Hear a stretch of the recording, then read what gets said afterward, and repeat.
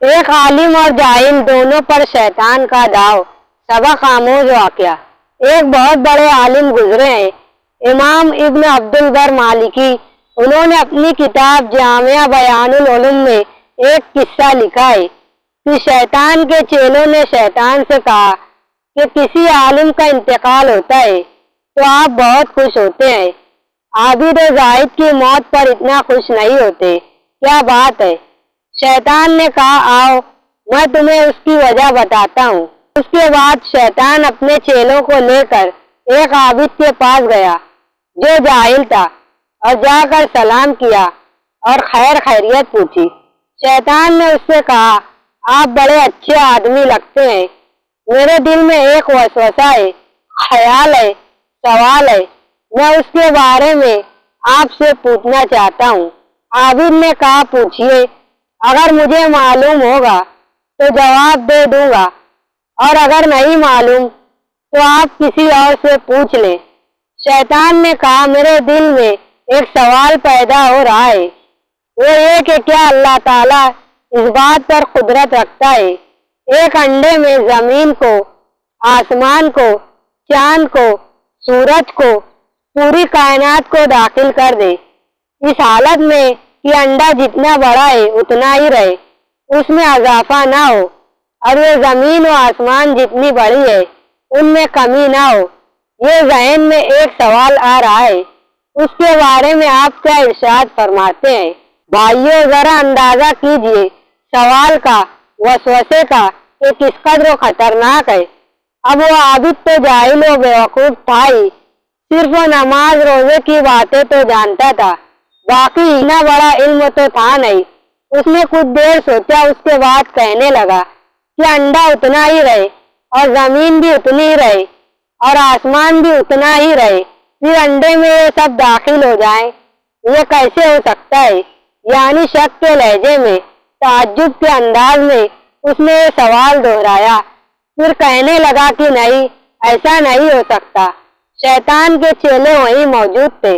شیطان نے ان سے کہا کہ میں نے اس کے دل میں شک کا بیج داخل کر دیا ہے جو اسے کفر تک پہنچا دے گا۔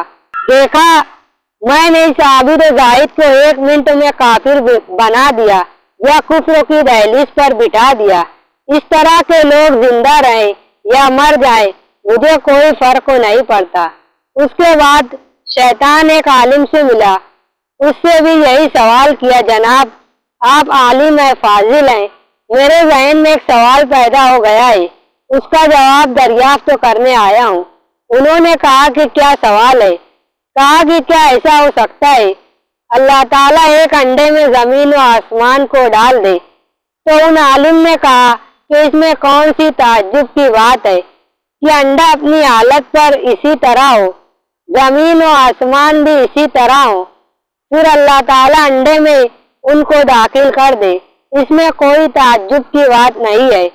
اللہ کی ذات تو وہ ہے، جب وہ ارادہ کرتا ہے کسی چیز کا تو کن فرماتا ہے اور وہ چیز ہو جاتی ہے، اور جیسا کہ قرآن پاک میں بھی آیا ہے ترجمہ، اور جب وہ اللہ کسی چیز کا فیصلہ کرتا ہے تو اسے کن ہو جا کہتا ہے تو وہ فیکون ہو جاتی ہے۔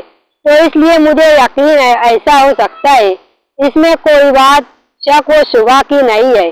شیطان نے اپنے چیلوں کو دیکھ کر کہا کہ دیکھو اس کا علم ایسا ہے کہ یہ ہمارے داؤں میں نہیں پھنس سکتا، اور اس کو بہکانا ہمارے لیے آسان نہیں ہے، اس لیے ان لوگوں کے زندہ رہنے سے مجھے پریشانی ہوتی ہے، اور جب یہ لوگ مرتے ہیں تو میں جشن مناتا ہوں۔